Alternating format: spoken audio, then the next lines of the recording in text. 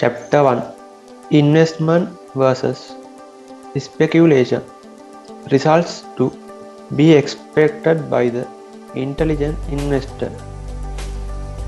This chapter will outline the viewpoints that will be set forth in the remainder of the book. In particular, we wish to develop at the outset our concept of appropriate portfolio policy for the individual non-professional investor. Investment versus speculation. What do we mean by investor? Throughout this book, the term will be used in contradistinction to speculator. As far back as 1934, in our textbook Security Analysis, we attempted a precise formulation of the difference between the two as follows. An investment operation is one which, upon true analysis, promises safety of principal and an adequate return. Operations not meeting these requirements are speculative. While we have clung tenaciously to this definition over the ensuing 38 years, it is worthwhile noting the radical changes that have occurred in the use of the term investor during this period.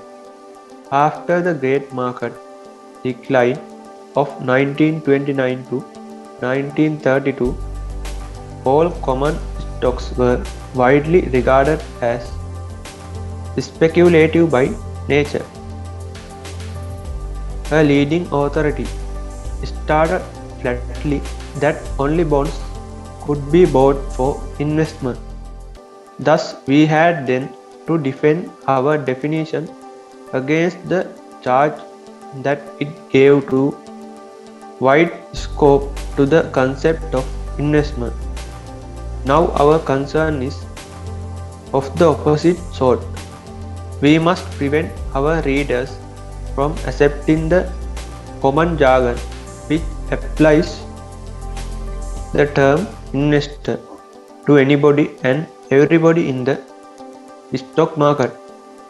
In our last edition, we cited the following headline of a front page article of our leading financial journal in June 1962. October 1970, the same journal had an editorial critical of what it called reckless investors, who this time were rushing in on the buying side. These quotations well illustrate the confusion that has been dominant for many years in the use of the words investment and speculation. Think of our suggested definition of investment given above and compare it with the sale of a few shares of stock by an inexperienced member of the public who does not even own what he is selling and has some largely emotional conviction that he will be able to buy them back at a much lower price. It is not irrelevant to point out that when the 1962 article appeared, the market had already experienced a decline of major size and was now getting ready for an even greater upswing. It was about as poor a time as possible for selling short. In a more general sense, the later used phrase reckless investors could be regarded as a laughable contradiction in terms, something like spendthrift misses. Were this misuse of language not so mischievous?